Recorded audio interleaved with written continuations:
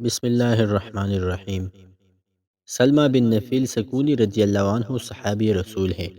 اب فرماتے ہیں ایک دفعہ کا ذکر ہے کہ ہم لوگ نبی اکرم صلی اللہ علیہ وسلم کے پاس بیٹھے ہوئے تھے۔ ایک آدمی آیا اور کہنے لگا، اے اللہ کے نبی، کیا آپ کے پاس آسمانوں سے کھانا آتا ہے؟ آپ نے فرمایا، میرے پاس گرم کھانا ہے۔ اس نے کہا، اس میں سے آپ کے پاس کچھ بچا ہوا ہے؟ حضور صلی اللہ علیہ وسلم نے فرمایا، جی ہاں۔ اس آدمی نے کہا، اس کا کیا بنا؟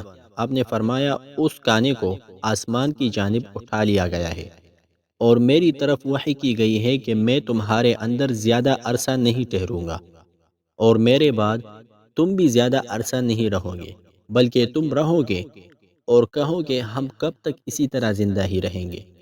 پھر تم گروہ در گروہ آؤ گے اور تم ایک دوسرے کو قتل کرو گے، اور قیامت سے پہلے مہلک وبائی امراض پھیلے گی، اور اس کے بعد کئی سال زلزلے آئیں گے۔ حضرت ثوبان فرماتے ہیں کہ رسول اللہ صلی اللہ علیہ وسلم نے ارشاد فرمایا، میرے اللہ نے میرے لیے زمین کو سمیٹ دیا، میں نے اس کے مشرق اور مغرب کو بہم دیکھا۔ اللہ تعالیٰ نے سرخ اور سفید دو خزانے عطا فرمائے ہیں، اور جہاں جہاں تک میرے لیے زمین سمیٹی گئی، وہاں وہاں تک میری امت کی حکومت پہنچے گی۔ میں نے اپنے رب سے دعا مانگی، میری امت کو قحط سے ہلاک نہ فرمائے۔ میری اس دعا کو قبول کر لیا گیا۔ میں نے دعا مانگی، میری امت پر ان کا دشمن غالب نہ آئے۔ اللہ تعالیٰ نے یہ بھی عطا فرما دیا۔ میں نے دعا مانگی، یہ ایک دوسرے کو قتل نہ کرے۔ مجھے اس سے منع فرما دیا گیا، اور فرمایا، اے محمد، میں جب کوئی فیصلہ کر لیتا ہوں پھر اس کو کوئی لوٹایا نہیں جا سکتا۔ میں نے آپ کو یہ دے دیا کہ میں قحط کے ساتھ آپ کی امت کو ہلاک نہیں کروں گا، اور یہ بھی دے دیا کہ ان کے دشمن کو ان پر غالب نہیں ہونے دوں گا، تاکہ وہ ان کا قتل عام نہ کرے۔ اور اگر ساری دنیا کے لوگ جمع ہو جائیں اور سب ایک دوسرے کو ہلاک کرنے لگ جائے اور ایک دوسرے کو گرفتار کرنے لگ جائے، اور مجھے اپنی امت پر یہ فکر ہے کہ ان کو گمراہ حکمران ملیں گے، اور قیامت قائم ہونے سے پہلے میری امت کے کچھ قبیلے مشرکوں سے جا ملیں گے، اور میری امت کے کچھ قبیلے بتوں کی پوجا کریں گے، اور میری امت جب تلوار رکھ دے گی تو قیامت تک ان سے تلوار اٹھائی نہیں جائے گی۔ اور آپ نے آنے والے 100 سال تک کی تمام باتیں بیان کر دی۔ پھر فرمایا، میری امت میں 30 کذاب پیدا ہوں گے، سب خود کو نبی سمجھیں گے، حالانکہ میں خاتم الانبیاء ہوں۔ میرے بعد کوئی نبی نہیں آ سکتا، لیکن میری امت میں مسلسل ایک گروہ رہے گا جو کہ حق پر جہاد کرے گا اور غالب رہے گا۔ ان کو برا بھلا کہنے والا ان کا کچھ بھی نہیں بگاڑ سکے گا، حتیٰ کہ اللہ تعالیٰ کا حکم آ جائے۔ اور فرمایا، کوئی جنتی شخص جنت سے کوئی پھل کھائے گا تو اللہ تعالیٰ اسی جیسا پھل وہاں پر دوبارہ اگا دے گا۔ اور فرمایا، بندے کو اپنے عیال پر خرچ کرنے کا ثواب ہر صدقے سے زیادہ ملتا ہے۔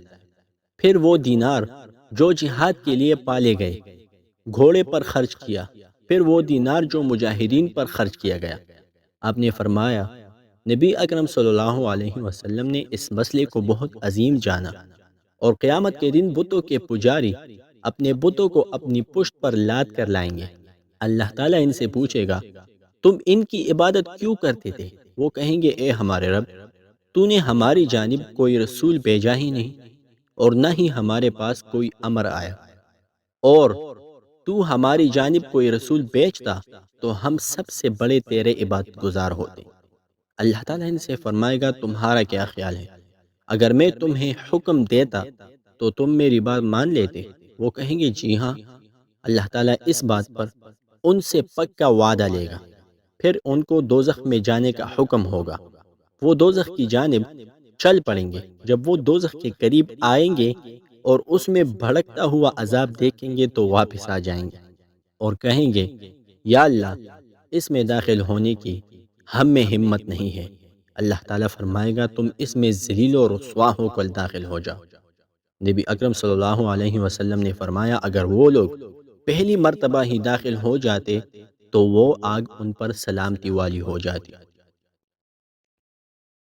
حضرت ثوبان رضی اللہ عنہ فرماتے ہیں کہ رسول اللہ صلی اللہ علیہ وسلم نے ارشاد فرمایا، میری امت پر اس وقت تک قیامت قائم نہیں ہوگی حتیٰ کہ اس کے کئی قبیلے مشرکین سے جا ملیں گے اور کئی قبیلے بتوں کی عبادت بھی کریں گے۔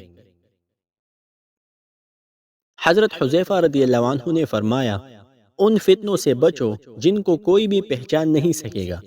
اللہ کی قسم جو بھی ان کو پہچانے گا یہ اس کو یوں گرا دے گا جیسے سیلاب کٹے ہوئے پانی پر آئی ہوئی سبزی کو بہا کر لے جاتا ہے۔ بے شک وہ آتے ہوئے واضح نہیں ہوگا اور واپس جاتے ہوئے بالکل واضح ہوگا، حتیٰ کہ جو شخص اس کو نہیں جانتا وہ بھی کہے گا کہ وہ آتے ہوئے غیر واضح ہے اور جاتے ہوئے بالکل واضح ہے۔ جب تم اس کو دیکھو تو اپنے گھروں میں جمع ہو جاؤ اور اپنی تلواروں کو توڑ دو اور اپنے کمان کے چلے کو کاٹ ڈالو اور اپنے چہروں کو ڈھانپ لو۔